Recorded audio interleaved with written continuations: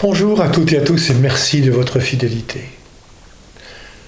Pour nous aider à entrer dans la bonne nouvelle de ce jour, je m'inspire d'un article de Céline Hoyot, publié dans le journal La Croix de décembre 2012, que j'ai mis en lien dans la description de cette vidéo.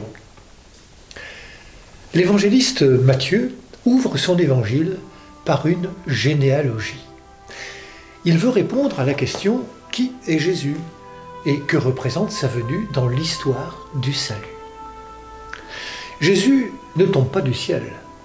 Il est enraciné dans l'histoire du peuple d'Israël. Il descend d'Abraham et en même temps, c'est en lui que va s'accomplir cette histoire.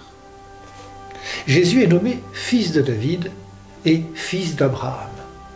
Abraham, c'est l'homme de la promesse, d'une bénédiction pour toutes les nations. David est le roi à qui Dieu a promis que son règne serait affermi pour toujours. C'est à leur suite, comme promis, que Jésus s'inscrira comme le roi qui accomplira le royaume de Dieu. L'évangéliste Matthieu cite 5 femmes, dont 3 sont étrangères au peuple d'Israël.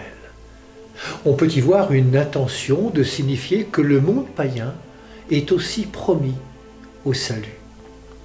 Le fait que toutes ces femmes aient enfanté de manière irrégulière peut signifier que Dieu peut lever des obstacles apparemment insurmontables pour envoyer son Messie. Rien n'est impossible à Dieu. Marie tient une place particulière.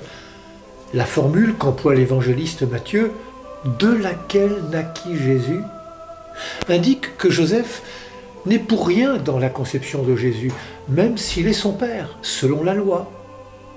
Jésus tient son existence d'une autre origine.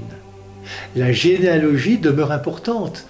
Par Joseph, Jésus appartient légalement à la tribu de David. Cependant, il vient d'en haut, de Dieu lui-même.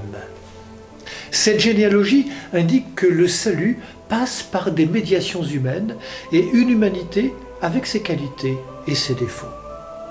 Elle indique aussi que nous venons de Dieu lui-même, que si nous nous inscrivons par la foi dans cette histoire, nous devenons par la foi au Christ non plus de simples individus, mais des filles et fils du Père.